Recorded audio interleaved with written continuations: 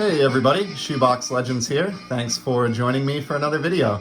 If you are not a hockey fan or weren't one back in the 80s and early 90s, you may not have recognized the introduction music in today's video. But if not, that is Brass Bonanza, which was the intro song for the short-lived Hartford Whalers franchise. They were a member of the NHL from the 1979-80 season when they merged in from the folding WHA through the 1996-97 season when they moved to Carolina and rebranded the franchise as the Hurricanes, which of course is the city and team name that they still use to this day. So as a youth hockey player in the state of Connecticut, my two younger brothers and I, we were just huge Hartford Whalers fans, really admired a lot of the players, loved watching the team and every opportunity we could get, either on TV or when we would make that rare trip into the city of Hartford to catch a game in person. And so I have a lot of really good memories of growing up and hockey-related memories that are tied to that franchise. And so it should come probably as no surprise then that as a sports card collector, I have focused at times on Hartford Whalers cards. And so I'm a little bit overdue in the history of the channel here, the brief history of the channel, in showing off some of those Whalers cards. And I thought I might remedy that with a nice video today. So was trying to think, I have a couple thousand or more Whalers cards, which is a lot, believe it or not, for a team that only existed for 15 to 20 years or so. So I was trying to figure out what I wanted to show in sort of the first Whalers themed video on the channel. And I arrived at an insert set that was put out by Panini when they had a hockey license to produce NHL cards back in 2010. This is from their extremely high-end hockey set that was called Dominion, and it's basically was equivalent to like the Cup in modern day Upper Deck hockey cards, the type of product where, even back then before things had gotten crazy, you were looking at a few $100s for a box that included maybe a dozen cards or less and was entirely hit-based or mostly hit-based. Not the kind of product I usually gravitate towards at all, but in this release, there was one insert set that I loved so much that I tracked down all 10 cards on the secondary market way back in 2010, and that was the Brass Bonanza insert set that you see here. This is the first card of the 10-card checklist featuring the Golden Jet Bobby Hull. These are obviously Whalers-based inserts that pay tribute to the theme song that you heard at the intro of this video. So you have the Brass Bonanza branding at the upper right there. You get a photograph of the player from their time with Hartford, which is really great, and their name down below. And then over on the left, you have the Whalers logo, which is one of the more underrated logos in sports history. And then a nice on-card autograph against a white background that really pops. So these are just beautiful cards. Really good first subject in the set here in terms of the player caliber. So Bobby was one of the all-time great goal scorers in the history of hockey. He was a two-time MVP in the NHL and a two-time MVP in the WHA. And 7 times he led the NHL in goals. Pretty awesome. And also he was, of course, the father of Brett Hull, one of the other great goal scorers in hockey history. So happy to have this one. If we take a look at the back, this is card number 1. You can see up top.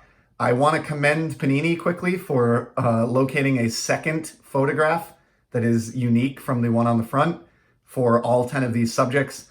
I frequently criticize Panini for recycling the same photograph on the card back, so I should definitely commend them for making the effort to not do that here.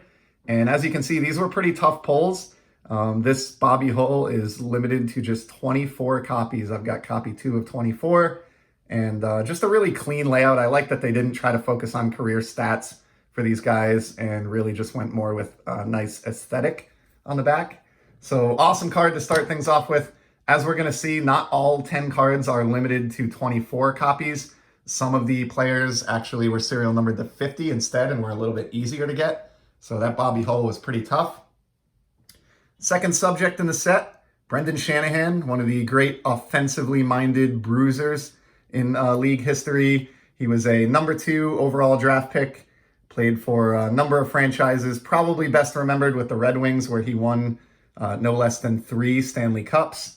I think this is a little bit of an interesting choice. Even though Shanahan's a great player, in fact, I think he's the only guy in NHL history with more than 600 goals and more than 2,000 penalty minutes, he didn't have a long career in Hartford. So he came here for 1 season, was very unhappy with the state of the franchise and the city and management, and effectively demanded a trade and sort of didn't gain any favor with fans here in Connecticut. When he went through that, he made some disparaging remarks about the franchise and the city, and then was shipped out of town. So I'm curious why he was included. He was successful in his 1 season here. He captained the team, as you can see in the photo, and scored 44 goals, which is nothing to basically laugh at, but was definitely not a fan favorite in any way, shape, or form. So an interesting choice for selection for this set. And Brendan's card, as you can see, just like Bobby Hull's, is numbered out of 24. Third card on the checklist, we have Keith Primo, sort of a power forward. And he was one of the 2 guys who the Whalers got in return when they traded Shanahan away. Sort of an interesting inclusion as well, because even though he didn't march himself out of town like Shanahan did, he only played 1 season in a Whalers uniform because, of course, after Shanahan was traded and Primo came to town, they were only in town for another year before they moved to Carolina. So, I think Keith put up like 51 points or something like that in his lone season in a Whalers sweater. So definitely not the most memorable Hartford player, but that's all right. Card number 4 on the checklist, we have Nick Foligno. So he was definitely an enforcer, and probably a decent inclusion in the set, if for no other reason than he is one of the few guys who played for both the WHA New England Whalers and the NHL Hartford Whalers. So it's kind of cool in that respect. He's probably better remembered as a New York Ranger. I think he might have been the first New York City-born Ranger, which is cool, and definitely was known for fisticuffs, and I think was even a former boxer before he got into hockey. So that's an element of the game that's sort of dying these days. So it's cool to see Nick selected for this set. Another nice sepia tone photograph on the back there, and Nick's card is numbered out of 50, as a lot of the lesser known guys are, like I mentioned.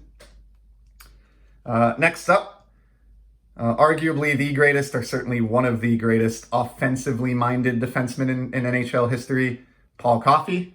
You probably know who this is if you're a hockey fan at all. He is the other gentleman who came to Hartford in the trade alongside Keith Primo that sent Brendan Shanahan to Detroit.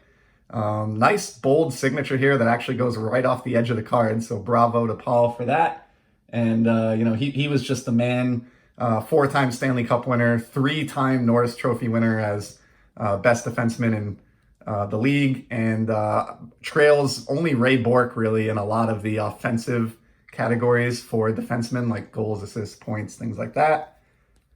Paul, despite being a Hall of Famer, actually his card is out of 50. He is not out of 24, but still pretty tough to land any of these, especially 10 years now in the rearview mirror. Copies of, numbered to 50 or less of any card are really difficult to grab a decade later. So I'm glad that I made the effort to get this set and was fortunate enough to be collecting when the set was released back in 2010. Next up, we have one that absolutely merits inclusion in the set and is probably maybe the first card that I think is truly deserved as far as subjects go. Ray Ferriero, who is affectionately known as Chicken Parm, and was a really reliable forward for the franchise throughout the mid to late 80s, and then was eventually dealt away to the Islanders in 1990. But for the few seasons that he was in Hartford, you could reliably count on him to score between 25 and 40 goals a year, and he was just a really solid player. His card is numbered to 50 as well. Next up, we've got a unique one here. This is Tiger Williams, Dave Tiger Williams. He is best known as the all-time penalty minute leader in NHL history. So it's kind of cool to have an autograph of the penalty GOAT, so to speak, and a guy who spent more time in the sin bin than anyone else in league history. Pretty neat. I kind of question his inclusion in this particular subset. So if you don't really think that it looks familiar to see him in a Whalers uniform, you're not mistaken. He only played the last 26 games of his entire career with Hartford.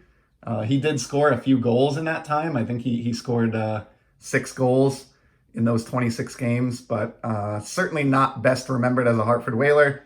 But cool that he is included in the set, like I said, just because he's the all-time penalty minute leader. And Tiger's the one guy who kind of, I guess, didn't get the memo and had his signature kind of drifted over a little bit towards the photograph instead of using this nice, clean white space here. But what can you do? And here's the back of Tiger's card, numbered as well out of 50. Next up, we have what to me is the single most puzzling inclusion on the checklist, goaltender Darryl Ray. I don't know why they selected this guy. He played 27 total games in the NHL in his entire career, 20 of which were with the Whalers. But he is not the best remembered Whalers goaltender by any means. I'm thinking he was maybe included, A, because he was simply available for signing, and B, he was the color commentator for the Whalers for a season or two towards the end there. And so I guess, in that respect, maybe it made sense to include him, but certainly the guy with the least impressive NHL resume of the 10 subjects in this set. And his card, of course, is numbered to 50 on the back as well. Getting towards the end here, just 2 more to go. And they are, I think, the 2 most fitting cards to have included in the set. First and foremost, Ron Francis, who is the single greatest Hartford Whaler ever to lace up skates and play for the franchise. The fandom was devastated when he was dealt to the Penguins in the early 90s, went on to win back-to-back Stanley Cups with Mario Lemieux and Yager in the gang. But yeah, he certainly left his mark on Hartford, is the most successful Whaler ever in so many ways in almost every offensive category. A bona fide lock Hall of Famer. He's currently, even at the time of this video, second all-time in career assists behind only Wayne Gretzky. So, when you can say that you have more of anything than anyone not named Wayne in NHL history, that's always a pretty good claim to be able to make.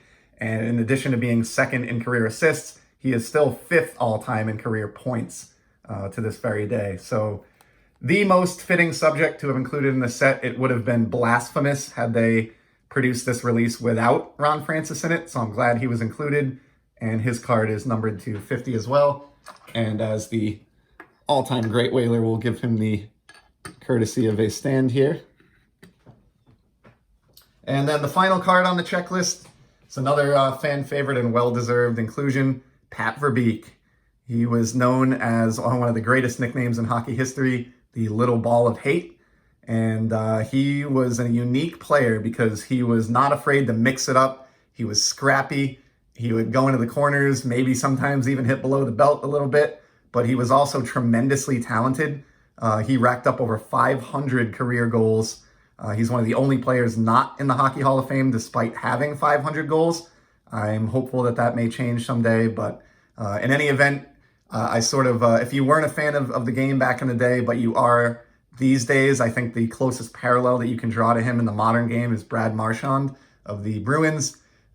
In that he is the kind of player that you love when he's on your team, but detest when you have to play against him. So pretty cool. His autograph is also numbered to 50. And again, he is the final subject in the set. And so that is a wrap. That is the Brass Bonanza insert set from 2010 Panini Dominion Hockey. And as I said, certainly one of my cornerstones when it comes to my Whalers collection. So grateful that I was able to assemble this back in the day and keep all the cards together like this right up till present day. One of the greatest collections of autographs that focus on the Whalers, I think, that exists anywhere.